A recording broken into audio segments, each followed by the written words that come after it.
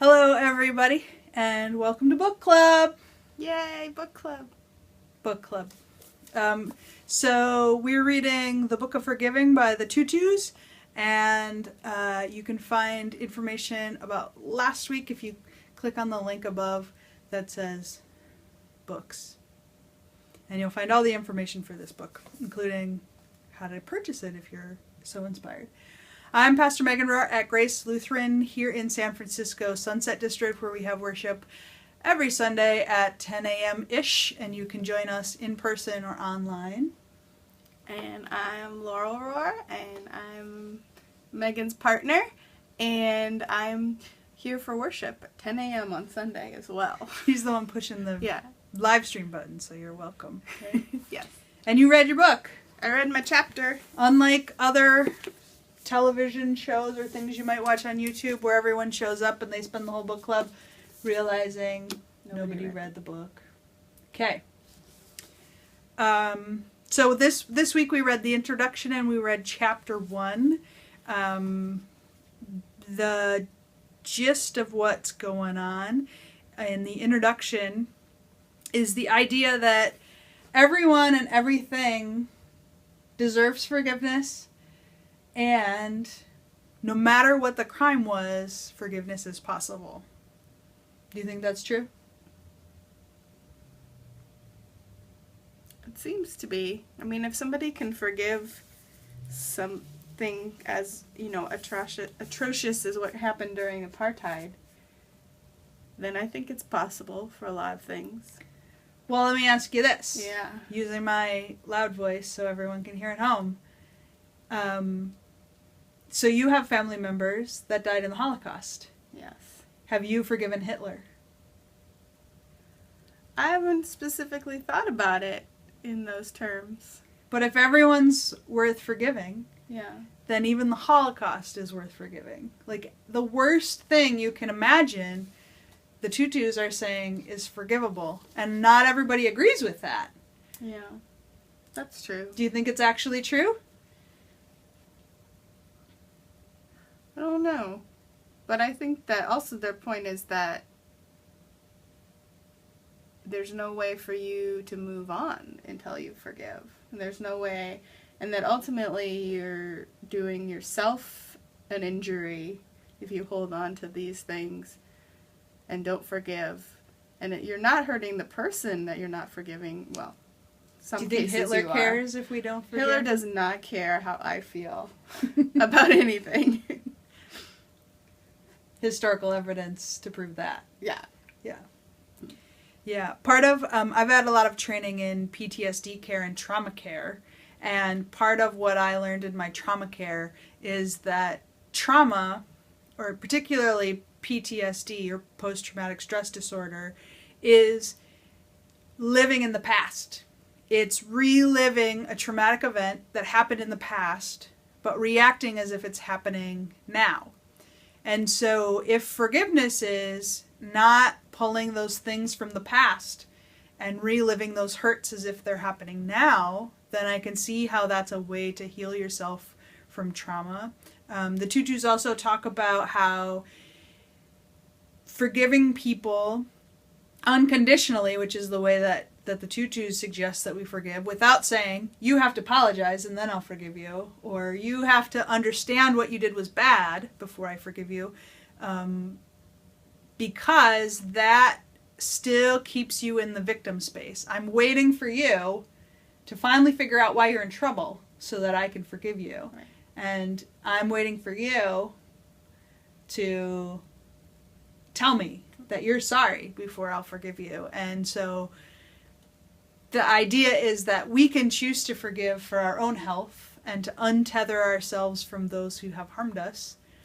And whether you believe all people are worth forgiving or all instances are worth forgiving, there might be some political leaders or family members who just did something that feels not okay. Oftentimes people, when they give an example of something that's not forgivable, are thinking about things happened to little kids who couldn't control the outcome, or custody issues, things like that, that just feel like the wound is so deep that you can't recover from it.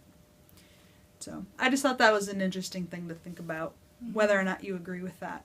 I don't think you have to agree that everybody's worth forgiving to try to start forgiving some people in your life. Right. And there's also not, holding that condition for forgiveness sort of takes the off yourself. So it makes it somebody else's actions is, I'm waiting for you to say this thing to me till I forgive you. So it's a very passive way of saying you're seeking forgiveness, but not really. So if you make it all conditional on what this other person does, then you're not really taking it on yourself to forgive. You're just giving yourself an excuse, right? To procrastinate forgiving. Right. If he gives example of his granddaughters, and he says the little one says, I'm never gonna. You have to say you're sorry, and the older one's like, no, I don't think so. So the little one can just hold on to that and be like, I'm never gonna forgive you till you say you're sorry. That doesn't always work. Last week in the book club, I read to you the prayer that you pray when you're not yet ready to forgive. This week I thought I would read the end of chapter 2, the prayer when you're just starting to get ready to forgive. You have the idea that you want to forgive, even if you don't know how to do it yet. It says, I will forgive you. The words are so small, but there is a universe hidden in them. When I forgive you, all the cords of resentment, pain, and sadness that had wrapped themselves around my heart will be gone. When I forgive you, you will no longer define me. You measured me and assessed me and decided that you could hurt me. I didn't count, but I will forgive you, because I do count. I do matter. I'm bigger than the image you have of me. I'm stronger. I'm more beautiful, and I am infinitely more precious than you thought me. I will forgive you. My forgiveness is not a gift that I'm giving you.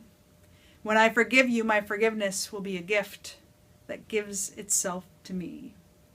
And I think that's really illustrates the way that the Tutus see forgiveness as something that is not passive. It's something that you do to heal the situation, not because it's deserving, but because it is the way we should be in the world. I think there's also some really good stuff in here about the act of forgiving being the way to stay connected to community, and talks about how, this is a really interesting thing that I didn't know before, that people who are in community with other people in a healthy way, but do all the bad stuff that your doctor says you're not supposed to do, like smoking and eating too much and all of those things, in health studies will live longer than the person who's not connected to others or refuses to forgive and doesn't smoke and isn't overweight. And so I thought that was a very interesting way of talking about how trying to get right with the world, having compassion for others and having compassion for yourself, not holding yourself and worrying all the time, can heal you. Martin Luther had a thing called Umfichtungen. I know.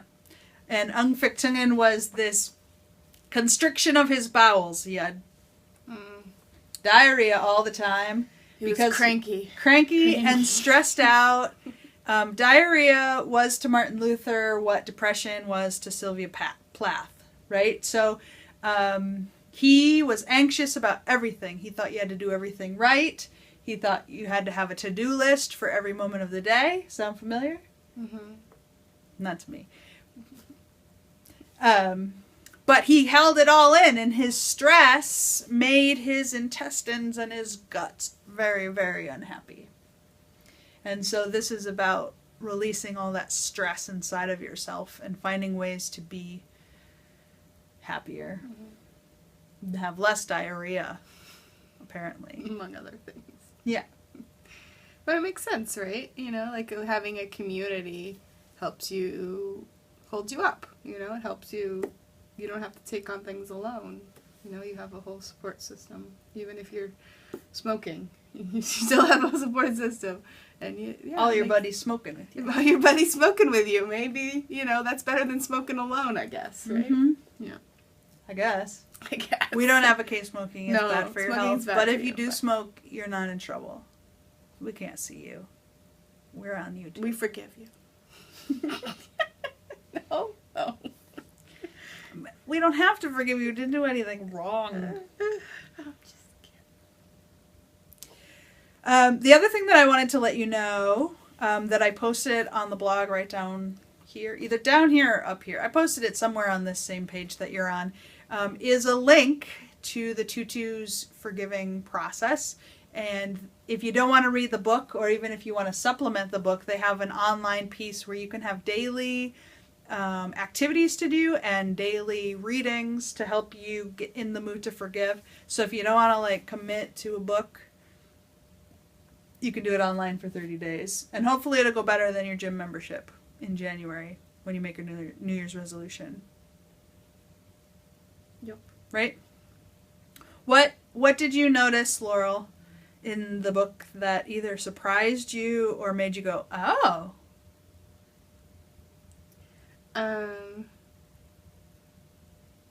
Yeah, I mean that the health studies, that was something that was like, oh yeah, that's interesting. I didn't know that, but it makes sense to me.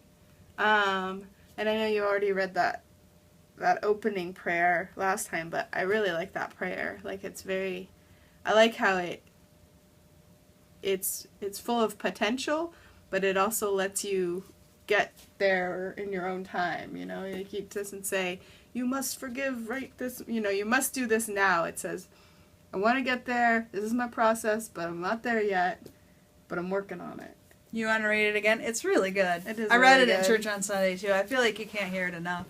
You gotta project it though so everyone Okay. can hear you. Okay. I want to be willing to forgive, but I dare not ask for the will, in case you give it to me. And I am not yet ready. I am not yet ready for my heart to soften. I am not yet ready to be vulnerable again.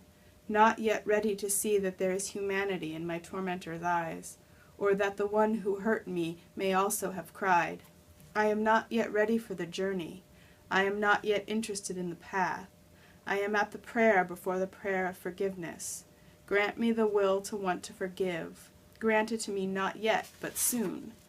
Can I even form the words, forgive me? Do I dare even look? Do I dare to see the hurt I have caused? I can glimpse all the shattered pieces of that fragile thing, that soul trying to rise on the broken wings of hope. But only out of the corner of my eye I am afraid of it, and if I am afraid to see, how can I not be afraid to say, forgive me?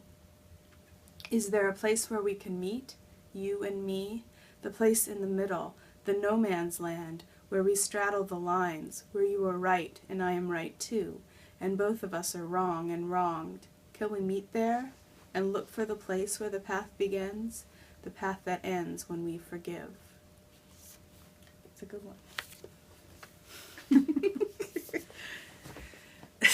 I'm laughing because Laurel's being goofy because there's a camera on her right now. One of the things that I think is really where I'm at with this book right now is that I don't know if I believe that everything's forgivable. I know I'm a pastor and I'm supposed to tell you that's true, but there have been a lot of, let's just say, shitty things that have been done to me or around me and that feel really big. And if you think of global things like the ways that companies have, done mass murderers in order to have sweatshops in third world countries, or the ways that we were inhospitable, to say the least, towards Native Americans and massacred huge groups of people that didn't deserve it, and the ways that we ignore and don't protect children when they need protecting, things like that feel harder to forgive. And I'm not sure how we're going to get there with this book, but right now I'm kind of like Laurel. I feel like the work that they did in the apartheid is huge and so much more traumatic than a lot of the things that I can think of. And so I am putting my faith in the Tutus that if they can find a way to have forgiveness in the midst of just unimaginable deaths, then maybe I can find a way to forgive people who have done less than that. Mm-hmm. What do you think, Laurel? Yeah, and it's a good place to start, and it's a good, like you said in the book, that they managed to reconcile their country without further bloodshed because they started this path to forgiveness, and I think that's very powerful. And I like the meditation that he gives at the end too, where he talks about putting your things that you're working on in like a little chest, and then like, you know, pulling out the drawers and examining them. I like that. Because you get organized? Because then you can organize the things you're trying to forgive. But I definitely, like, it made me think, like, about the specific things in my life that I'm, like, haven't really, you know, forgiven or haven't really totally gotten over. So. And you probably, it's the kind of thing like an onion, you discover more things the more you forgive. Mm-hmm. Like, maybe the Holocaust should be in your drawer. Mm-hmm. It's a big one. Maybe. Right? It's easy to pick the ones that are like family members who drive us crazy, Mm-hmm. and then sometimes harder to do the ones that maybe affect us through generations. Right. Right. Well, they're especially in terms of that one, that's like not something I was like, oh yeah, I didn't thought about that, you know. Again, community brings it out. So don't forget to do the homework. Don't slack off on the homework. I know that as a introvert, sometimes I'm like, I don't really want to do a meditation, or I don't really want to hold a rock for 6 hours. Are you kidding me? Yeah, you just picked yours up now. You didn't do the homework. No, I didn't. But it's so easy to skip it because you think, if you're like me, I'm so busy, I just barely had enough time to read these 30 pages. How am I going to like hold a rock for 6 hours? And, but do it. Give yourself the opportunity. And forgiving is something that can be emotional. It's a journey to look at the deepest wounds of your life and try to actually work through them. That you deserve to not have to do this again because you half did it. Right? Yeah. Wah wah. Forgiveness school dropout. Oh. Yeah. So get your rock. It'll be great. And we'll see you again next week when the Rohrer family will tell you what we think about this book. Take care.